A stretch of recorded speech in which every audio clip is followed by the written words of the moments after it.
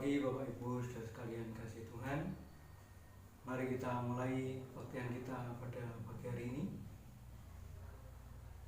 Pertolongan kita datang dari pihak Tuhan yang menjadikan langit dan bumi dengan segala isinya. Turunlah atas kita sekalian anugerah dan sejahtera dari Bapa kita di dalam Tuhan Yesus Kristus dan persekutuan dengan Roh Kudus. Amin.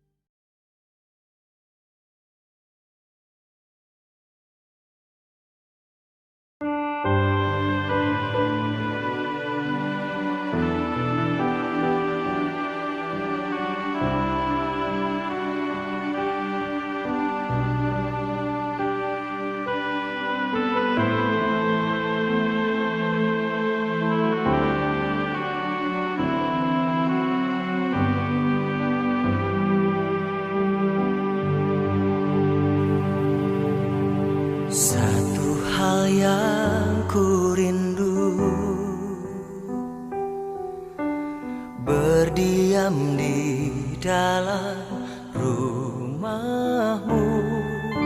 Satu hal yang ku pinta, menikmati bait-Mu Tuhan. Satu hal yang ku rindu, berdiam di dalam rumah-Mu. Satu hal yang ku pinta, menikmati bait-Mu Tuhan. Lebih baik satu hari di pelataran-Mu daripada 1000 hari di tempat lain. Memuji-Mu, menyembah-Mu, Kau Allah yang hidup, dan menikmati semua kemurahan-Mu.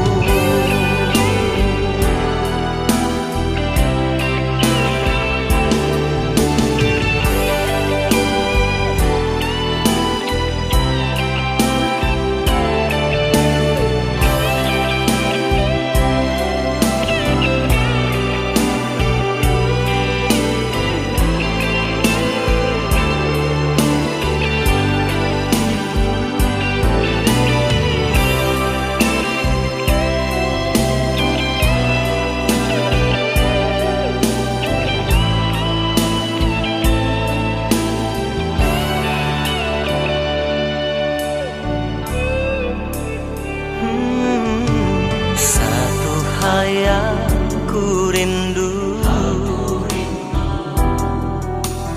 berdiam di dalam rumah-Mu. Satu hal yang ku pinta, menikmati bait-Mu Tuhan. Lebih baik satu hari di pelataran-Mu daripada 1000 hari di tempat lain.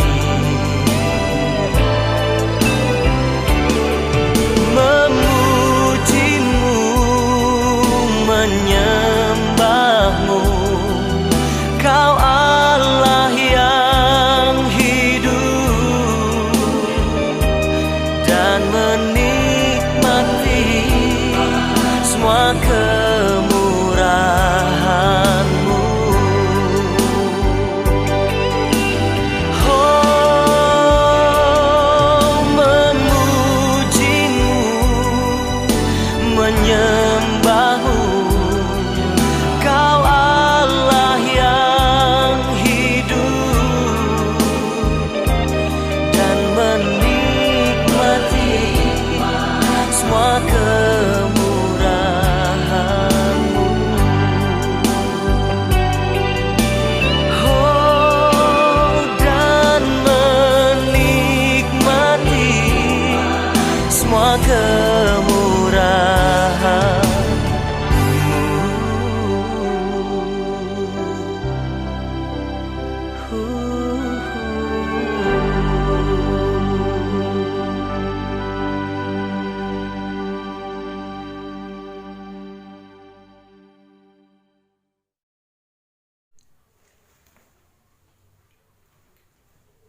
Bapak Ibu saudara sekalian yang dikasihi Tuhan, renungan kita pada minggu pagi hari ini saya ambil dari Mazmur pasal 123 ayat yang kedua. Demikian bunyi firman Tuhan. Lihat, seperti mata para hamba laki-laki memandang kepada tangan tuannya, seperti mata hamba perempuan memandang pada tangan nyonyanya, demikianlah mata kita memandang kepada Tuhan Allah kita sampai Ia mengasihani kita. Lihat, seperti mata para hamba laki-laki memandang kepada tangan tuannya, demikianlah kiranya mata kita pun juga memandang kepada Tuhan Allah kita. Ayat ini menggambarkan satu ketergantungan sepenuhnya kepada Tuhan. Sebagaimana tadi dikatakan, mata seorang hamba yang senantiasa tertuju kepada tuannya, tertuju kepada tuannya.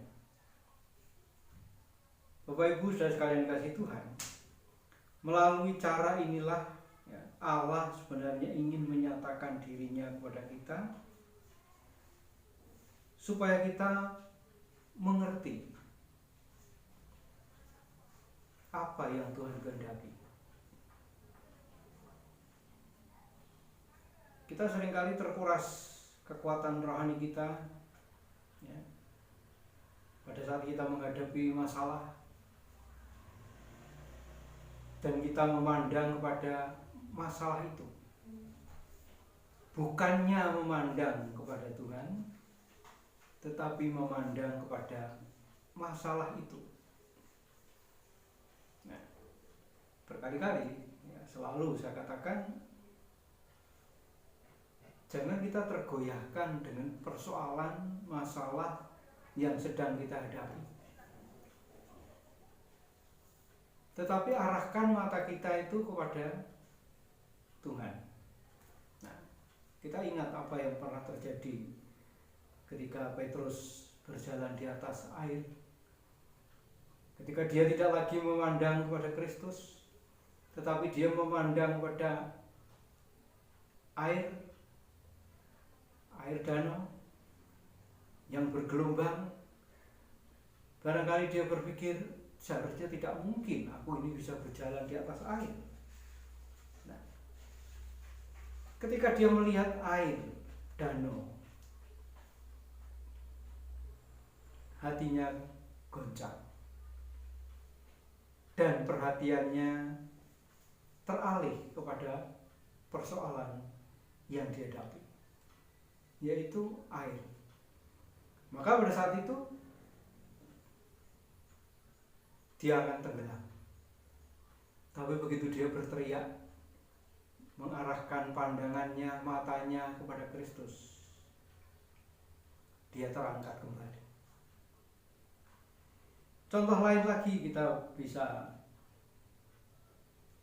lihat ketika seorang yang sakit kusta, dia tidak memandang pada penyakitnya. Dalam Matius pasal yang ke-8, dia memandang kepada Kristus. Kalau engkau mau, aku dapat sembuh. Dia tidak memandang kepada penyakitnya saat itu yang dia alami, yang dia derita, tetapi dia memandang kepada Kristus. Begitupun juga dengan hamba, seorang perwira yang hambanya atau pembantunya sedang sakit. Perwira itu tidak memandang pada sakit penyakit yang sedang dihadapi oleh hambanya, tetapi dia memandang kepada Kristus. Jauh-jauh dia mencari Kristus. Dan saat itu Tuhan katakan, pulanglah, jadilah seperti apa yang kau percaya. Ada banyak kisah-kisah semacam itu yang kita bisa tambahkan sendiri, kita bisa cari sendiri dalam Alkitab. Ketika seseorang mulai menggeserkan pandangannya dari Kristus, maka kekuatan rohaninya mulai turun.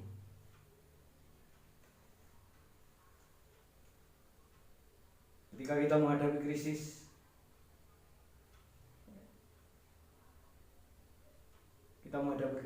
krisis dalam kehidupan kita mendapatkan tanda dari Tuhan bahwa memperoleh peneguhan roh yang meyakinkan bahwa apa yang kita perbuat itu benar, maka kekuatan kita akan muncul. Jangan kita menggunakan pikiran kita ketika kita tidak mampu dalam kehidupan ini. Memang kita lemah, tapi bukan lemah dalam arti kita harus jatuh bangun dalam dosa. Tidak. Kelemahan bukan itu yang saya maksud. Kita lemah, tetapi ingatlah, pandanglah kepada Kristus. Saya senang dengan sebuah lagu yang menjadi lagu kesukaan saya atau favorit saya. Mataku tertuju padamu. Kenapa demikian? Karena hanya dengan mengarahkan mata kita kepada Kristus, maka akan muncul satu kekuatan yang baru.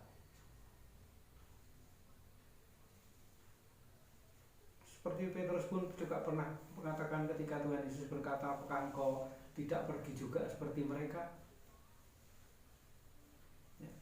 Murid-murid yang ke-70 orang murid itu mereka kecewa, lalu meninggalkan Tuhan Yesus. Lalu Tuhan Yesus bertanya kepada muridnya yang 12, tidak pergi juga kah engkau seperti mereka? Petrus menjawab, kepada siapa kami akan pergi? Karena hanya engkau yang memiliki perkataan hidup yang kekal. Nah, sadar atau tidak, Rasul Petrus mengatakan seperti itu, atau Petrus mengatakan seperti itu pada waktu itu. Kepada siapa kami pergi? Karena hanya engkau yang memiliki perkataan yang hidup, perkataan yang menghidupkan kami.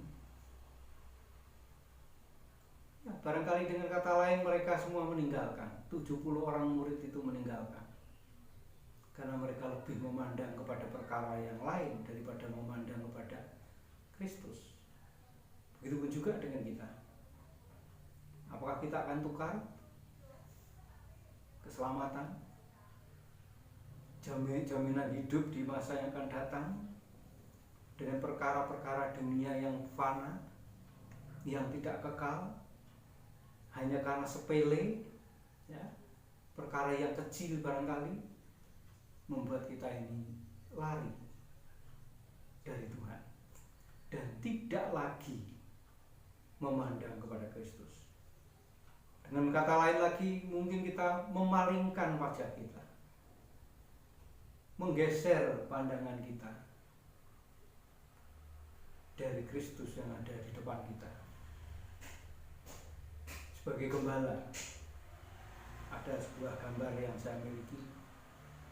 Gembala itu berjalan di depan dan domba itu mengikuti. Domba-domba itu mengikuti. Karena apa?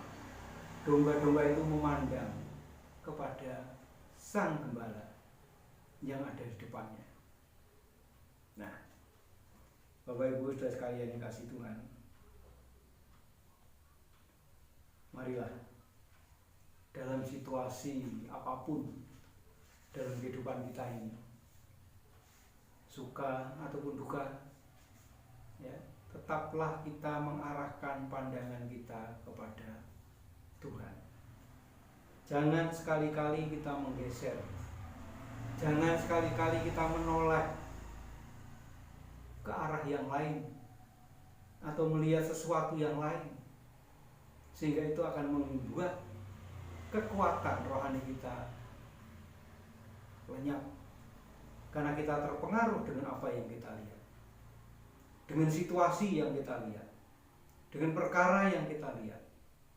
Tetapi mari arahkan senantiasa mata kita hanya kepada Kristus saja. Dengan duduk diam, Yesaya katakan pasal 30, dengan duduk diam, di situ terletak kekuatanmu. Duduk diam di hadapan Tuhan, bukan duduk diam di tempat lain. Ada kan nyanyian, lebih baik 1 hari di pelataran Tuhan daripada 1000 hari di tempat lain. Nah, apakah kita menyadari dengan pujian itu yang dikatakan dalam Mazmur?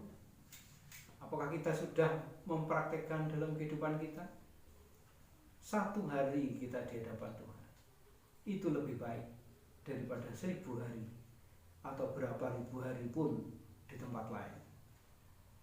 Begitu juga kita, lebih baik kita mengarahkan pandangan kita kepada Tuhan daripada kita melihat, memalingkan wajah kita, mata kita dari hadapan Tuhan untuk melihat situasi yang kita hadapi, yang membuat kita goyah, yang membuat kita hancur, yang membuat kita tidak memiliki kekuatan rohani lagi. Amin. Mari kita berdoa. Terima kasih Bapa, kami ucapkan syukur padamu. Sampai saat ini Engkau tetap setia menyertai kami. Seringkali kami lupa. Kami lebih memandang kepada perkara-perkara yang ada di hadapan kami, mungkin menyusahkan kami. Jika sukacita sekalipun, sukacita itu juga dapat mengalihkan pandangan kami daripadamu, sehingga di tengah-tengah kesukaan ataupun sukacita itu pun kami bisa kehilangan kekuatan. Tapi kalau kami senantiasa mengarahkan pandangan kami kepadamu saja, maka kekuatan itu akan selalu ada di dalam kehidupan kami. Hanya dekat Engkau saja Tuhan, kami dapat tenang. Sebuah pujian itu juga menjadi pengakuan kami di hadapan-Mu. Kalau kami mengarahkan pandangan kami, mendekatkan diri kami di tengah-tengah situasi yang sekarang ini, kami tidak akan pernah kehilangan Engkau.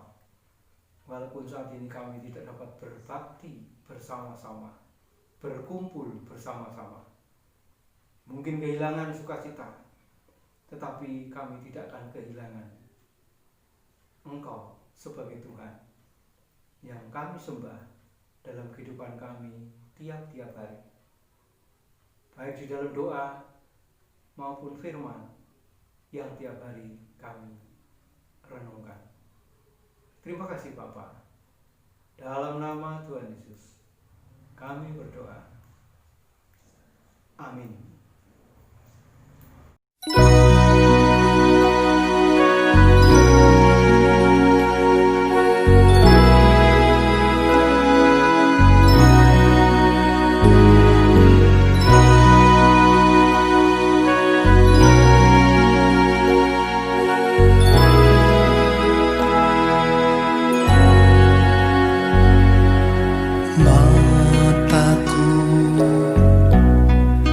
Tertuju padamu, segenap hidupku ku serahkan padamu. Bimbing aku masuk rencanamu,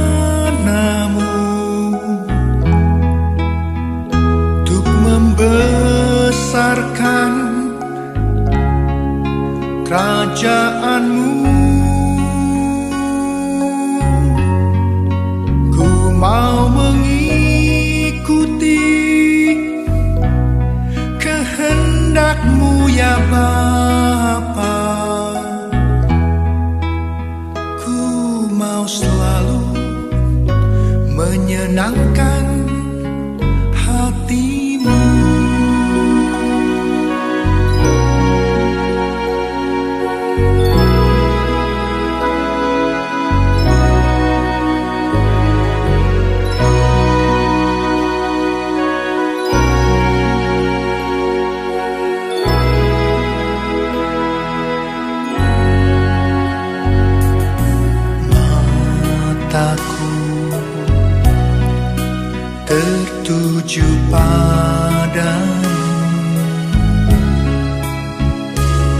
segenap hidupku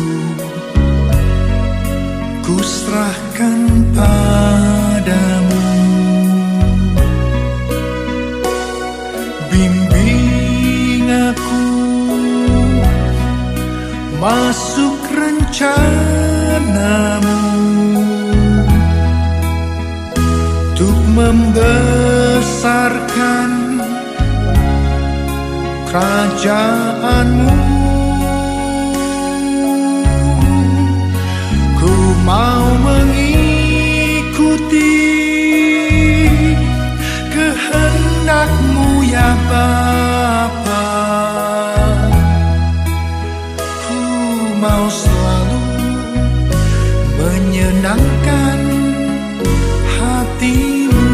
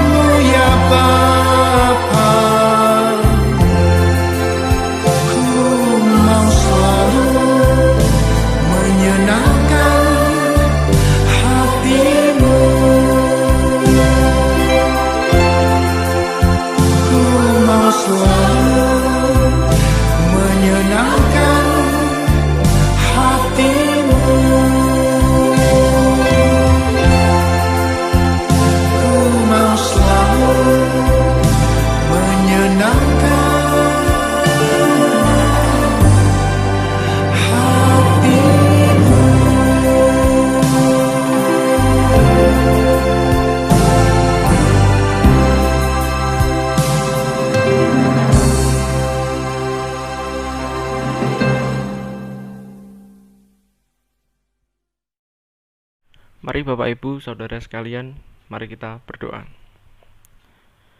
Tuhan, terima kasih atas penyertaan-Mu sepanjang situasi yang serba sulit ini. Engkau telah memberikan kami kesehatan, keselamatan, dan berkat yang boleh kami nikmati. Pada kesempatan kali ini, kami mau berdoa untuk bangsa dan negara kami, negara Indonesia. Semoga Engkau menjauhkan bangsa kami ini dari mara bahaya.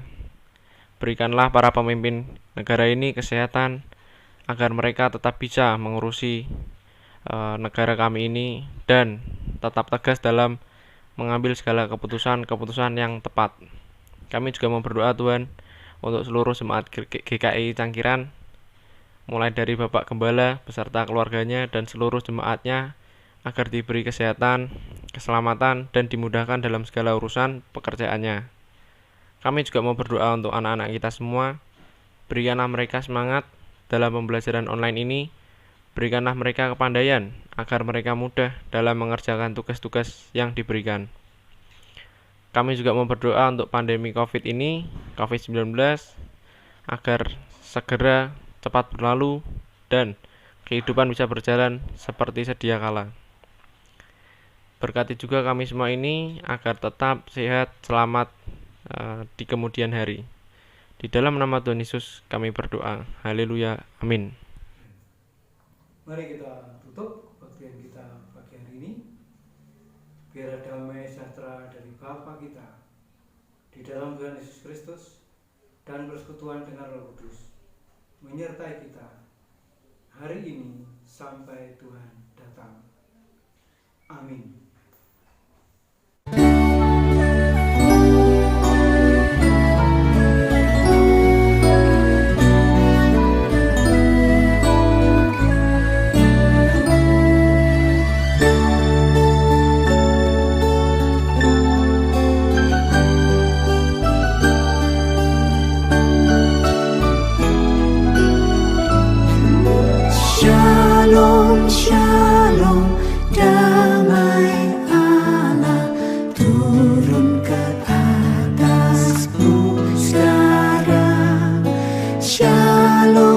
Indonesia.